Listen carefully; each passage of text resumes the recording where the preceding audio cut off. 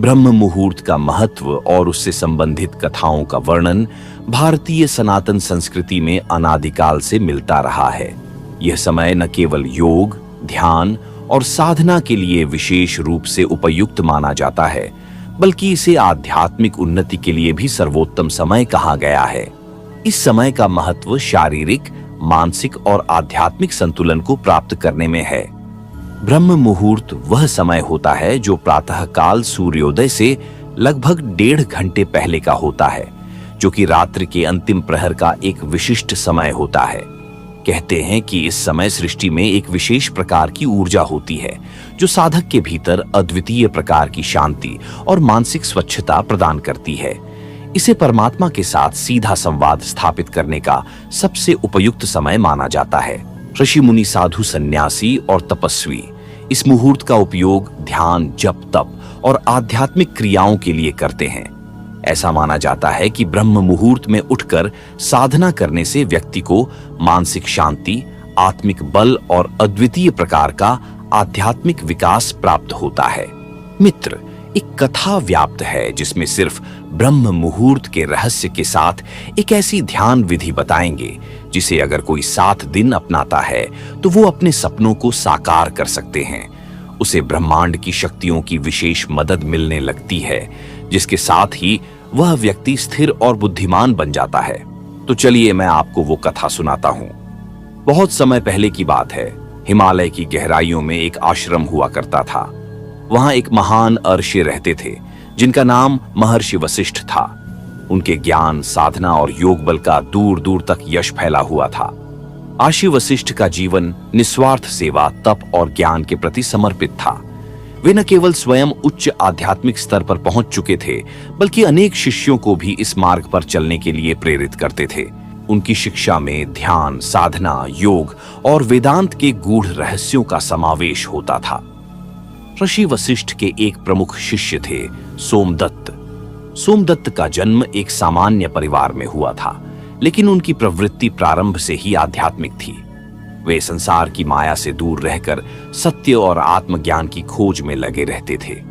उन्होंने कई वर्षों तक ऋषि वशिष्ठ के आश्रम में रहकर ध्यान, साधना और ब्रह्म ज्ञान की शिक्षा ग्रहण की। साधना के आरंभिक वर्षों में सोमदत्त को बहुत सी कठिनाइयों का सामना करना पड़ा। ध्यान में स्थिरता पाना, मन की चंचलता पर नियंत्रण रखना और भीतर की शांति को अनुभव करना उनके लिए चुनौतीपूर्ण था। लेकिन ऋषि वशिष्ठ की देखरेख में सोमदत्त ने धीरे धीरे अपनी साधना में प्रगति की। ऋषि वशिष्ठ ने उसे ब्रह्म मुहूर्त के समय उठकर साधना करने की विशेष सलाह दी थी, क्योंकि यही वह समय था जब सृष्टि की ऊर्जा सबसे शुद्ध और सशक्त होती है। सोमदत्त ने यह जान लिया था कि ब्रह्म मुहूर्त के समय साधना करके ही वह अपने आत्मिक लक्ष्य को प्राप्त कर सकता है। एक दिन सोमदत्त ने अपने गुरु से पूछा, गुरुदेव, ब्रह्म मुहूर्त का ऐसा क्या रहस्य है कि इसे इतना महत्वपूर्ण माना जाता है? मैंने सुना है कि इस समय की साधना से आत्मा को विशेष प्रकार का बल मिलता है। ऋषि वशिष्ठ ने मुस्कुराते हुए कहा, ब्रह्म मुहूर्त का समय संसार की माया से परे होता है। यह वह समय है जब पृथ्वी, आकाश और सृष्टि की सारी शक्तियां एक विशेष सामंजस्य में होती है। इस समय में हमारे मन और शरीर में भी एक अद्वितीय सामंजस्य पैदा होता है। साधक की चेतना इस समय सबसे अधिक शुद्ध होती है और उसे ब्रह्मांड की गहन ऊर्जाओं के साथ सीधा संपर्क स्थापित करने का अवसर मिलता है। ऋषि वशिष्ठ ने आगे बताया, हमारा शरीर और मस्तिष्क दिन भर के कार्यों, इच्छाओं और भावनाओं से भरा रहता है, लेकिन ब्रह्म मुहूर्त में सब कुछ शांत होता है। जब तुम इस समय उठकर साधना करते हो तो तुम स्वयं को उन गहन ऊर्जाओं से जोड़ पाते हो जो तुम्हें संसार की माया से परे आत्म साक्षात्कार की ओर ले जाती हैं। सोमदत्त ने गुरु के वचनों को ध्यानपूर्वक सुना और निश्चय किया कि अब वह ब्रह्म मुहूर्त में अपनी साधना को और गहरा बनाएगा। उसने नियमित रूप से सुबह उठकर ध्यान और योगाभ्यास करना शुरू कर दिया। कुछ ही समय में उसने अपने भीतर एक अद्वितीय शांति और आत्मिक जागरूकता को महसूस किया। समय बीतता गया और सोमदत्त की साधना में निरंतर प्रगति होती गई। एक दिन ऋषि वशिष्ठ ने देखा कि सोमदत्त की साधना में अब कोई भी बाहरी या भीतरी अवरोध नहीं रह गया था। वे समझ गए कि सोमदत्त अब अपने आध्यात्मिक मार्ग पर काफी आगे बढ़ चुका है और उसे अब अंतिम ज्ञान प्रदान करने का समय आ गया है। लेकिन इससे पहले वर्षि ने निश्चय किया कि सोमदत्त की परीक्षा ली जाए। उन्होंने सोचा कि केवल ज्ञान प्राप्त करना पर्याप्त नहीं होता, उसे धारण करना और उसे व्यवहार में लाना भी उतना ही आवश्यक होता है। अगले दिन आशी वशिष्ठ ने सोमदत्त को बुलाकर कहा, पुत्र, अब समय आ गया है कि तुम अपने ज्ञान का सही परीक्षण करो। आज से तुम्हारी साधना को और कठिन बनाया जाएगा। क्या तुम इसके लिए तैयार हो? सोमदत्त ने विनम्रतापूर्वक कहा, गुरुदेव, मैं आपकी हर आज्ञा का पालन करूंगा। कृपया मुझे मार्गदर्शन दें। आर्षे वशिष्ठ ने कहा, आज से तुम्हें ब्रह्म मुहूर्त में उठकर साधना के साथ साथ जंगल में जाकर एक विशेष स्थान पर ध्यान करना होगा। उस स्थान पर प्रकृति के कुछ रहस्य छिपे हैं जिन्हें तुम समझ पाओगे। लेकिन ध्यान रहे, इस यात्रा में तुम्हें कई कठिनाइयों का सामना करना पड़ सकता है। तुम्हारा धैर्य और विश्वास ही तुम्हें आगे बढ़ाएगा। सोमदत्त ने गुरु की आज्ञा का पालन किया और अगले ही दिन ब्रह्म मुहूर्त में उठकर उस स्थान की यात्रा पर निकल पड़ा। वह जंगल के भीतर एक गहरे स्थान पर पहुंचा जहां सन्नाटा और शांति थी। वहां पहुंचकर उसने ध्यान लगाया और अपने मन को शांत किया। ध्यान के बीच अचानक उसे एक विचित्र अनुभव हुआ। उसकी चेतना में दो अद्भुत प्राणियों का आभास हुआ, एक विशाल गिद्ध और एक सुंदर तोता। गिद्ध आकाश में ऊंचाई से उड़ रहा था और उसकी दृष्टि हर जगह थी, जबकि तोता धरती पर अपनी सुरीली आवाज में गाना गा रहा था। सोमदत्त ने देखा कि गिद्ध का जीवन मृत शरीरों पर निर्भर था, लेकिन उसकी उड़ान ऊंचाई और स्वतंत्रता का प्रतीक थी। वहीं दूसरी ओर तोता एक सामान्य जीवन जी रहा था, लेकिन उसकी आवाज में मधुरता और प्रेम का प्रतीक था। इन दोनों प्राणियों के माध्यम से सोमदत्त को जीवन के दो पक्षों का गहन अनुभव हुआ। गिद्ध ने उसे संसार की कठोर वास्तविकताओं का बोध कराया, जबकि तोते ने जीवन की मधुरता और सौम्यता को दर्शाया। यह अनुभव सोमदत्त के लिए प्रतीकात्मक था। उसने समझा कि साधना केवल संसार से दूर भागने का मार्ग नहीं है, बल्कि उसे संसार की कठोर वास्तविकताओं को भी स्वीकार करना होगा। उसे गिद्ध की तरह उच्च दृष्टि रखनी होगी, लेकिन साथ ही तोते की तरह मधुरता और सौम्यता को भी अपने जीवन में अपनाना होगा। जब सोमदत्त ध्यान से लौटा तो वह अपने अनुभवों से अभिभूत था। उसने तुरंत अपने गुरु के पास जाकर सारी बातें बताईं। आशी वशिष्ठ ने उसे गहन दृष्टिकोण से समझाया। गिद्ध और तोता दोनों ही जीवन के दो आवश्यक पक्ष हैं। गिद्ध मृत्यु और परिवर्तन का प्रतीक है, जबकि तोता प्रेम, संगीत और जीवन का प्रतीक है। तुम्हें इन दोनों पक्षों को संतुलित करना होगा। साधना का उद्देश्य केवल आत्मज्ञान प्राप्त करना नहीं है, बल्कि उस ज्ञान का व्यवहार में लाना और संसार के साथ सामंजस्य स्थापित करना भी है। सोमदत्त ने इस उपदेश को हृदय से स्वीकार किया और अपनी साधना को और गहन बना दिया। एक दिन जब ब्रह्म मुहूर्त का समय था, सोमदत्त ने ब्रह्म मुहूर्त में ध्यान करते हुए अपने भीतर एक अद्भुत शांति और जागरूकता का अनुभव किया। उसकी साधना अब उच्चतम अवस्था में पहुंच चुकी थी।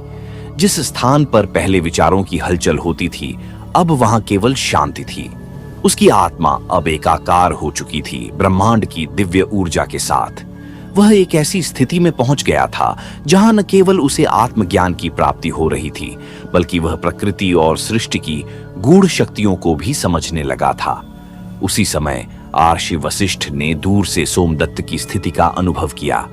वे जानते थे कि सोमदत्त अब अपनी साधना के शिखर पर पहुंच चुका है, लेकिन यह यात्रा यहां समाप्त नहीं होनी थी।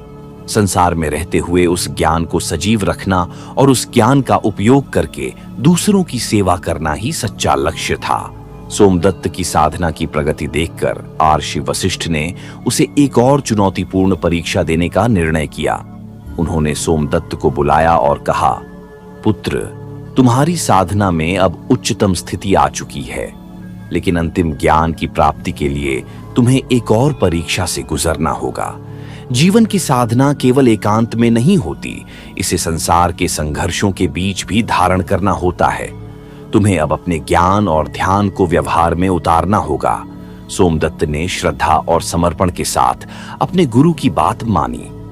महर्षि वशिष्ठ ने उसे एक छोटे से गांव में भेजा जहां विभिन्न प्रकार के संकट और समस्याएं थीं। गांव के लोग बीमारी, गरीबी और संघर्ष से जूझ रहे थे।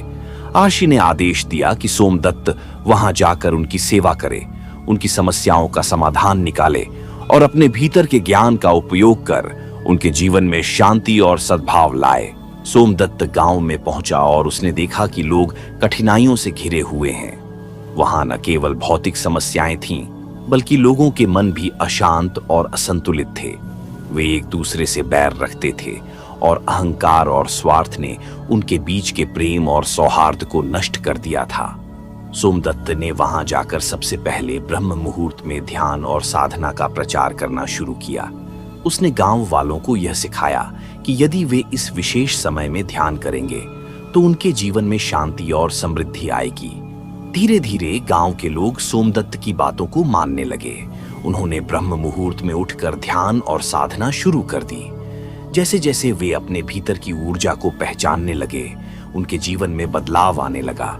उनके मन की अशांति दूर होने लगी और वे एक दूसरे के साथ प्रेम और सौहार्द से व्यवहार करने लगे।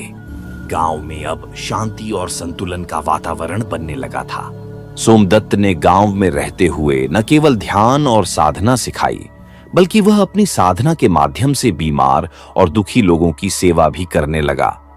उसने अपनी योग शक्ति और ज्ञान से कई लोगों की बीमारियां ठीक कीं। गांव के लोग अब उसे केवल एक साधक नहीं, बल्कि एक संत और महात्मा के रूप में देखने लगे थे।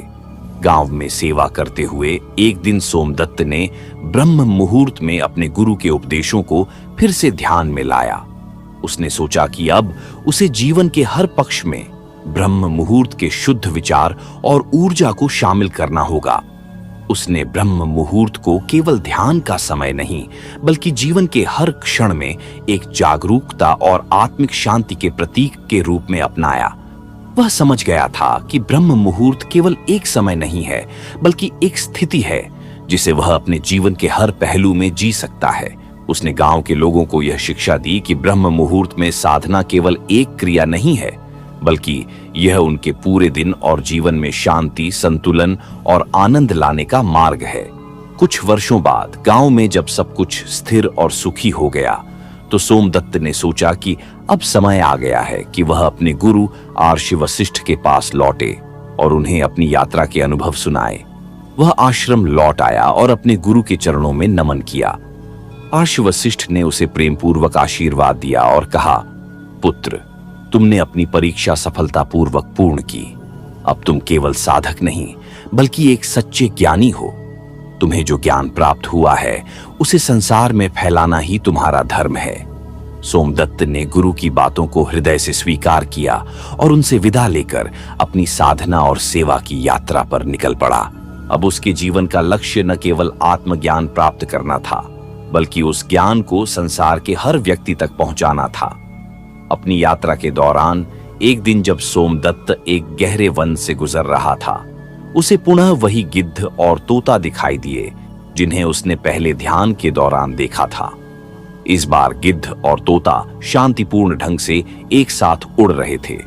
गिद्ध की दृष्टि दूर दूर तक फैली हुई थी और तोते की मधुर आवाज पूरे वातावरण में गूंज रही थी। सोमदत्त ने इस दृश्य को देखकर समझ लिया कि उसके जीवन में भी अब दोनों पक्षों, ज्ञान और प्रेम, कठोरता और कोमलता का संतुलन स्थापित हो चुका है। वह अब एक सच्चा साधक और ज्ञानी बन चुका था, जो संसार की कठिनाइयों को भी स्वीकार करता है और प्रेम और सौहार्द के साथ जीवन जीता है। सोमदत्त ने जीवन के अंतिम वर्षों में ब्रह्म मुहूर्त का अद्वितीय अनुभव पूरी तरह से आत्मसात कर लिया था। वह जानता था कि ब्रह्म मुहूर्त केवल एक समय नहीं, बल्कि एक मार्ग है जिसे हर व्यक्ति अपने जीवन में अपना सकता है। ब्रह्म मुहूर्त का पालन करके हर व्यक्ति शांति, प्रेम, ज्ञान और आत्मिक उन्नति प्राप्त कर सकता है। सोमदत्त ने अपने शिष्यों को सिखाया कि ब्रह्म मुहूर्त में साधना करते हुए हम न केवल अपने भीतर के अंधकार को दूर कर सकते हैं, बल्कि संसार की कठिनाइयों का सामना भी कर सकते हैं। जीवन की यात्रा में हर मोड़ पर ब्रह्म मुहूर्त की ऊर्जा को धारण करना ही सच्ची साधना है। सोमदत्त की इस शिक्षा ने उनके शिष्यों और संसार के अनगिनत लोगों के जीवन को बदल दिया। उनका जीवन एक उदाहरण बन गया कि कैसे ब्रह्म मुहूर्त की साधना और सेवा के माध्यम से हम आत्मज्ञान प्राप्त कर सकते हैं और संसार में शांति और सद्भावना फैला सकते हैं। इस प्रकार ब्रह्म मुहूर्त के गूढ़ रहस्यों और उसकी साधना के माध्यम से सोमदत्त ने जीवन की ऊंचाइयों को छू लिया। वह अब केवल एक साधक नहीं था, बल्कि संसार के लिए एक प्रेरणा बन चुका था। तुम मित्रों, आज की प्रस्तुति आपको कैसी लगी कमेंट में जरूर बताइएगा, और आप लोग अपने जीवन में इसका प्रयोग एक बार जरूर करके देखना। मेरा वादा है कि आपको सफलता जरूर मिलेगी। धन्यवाद।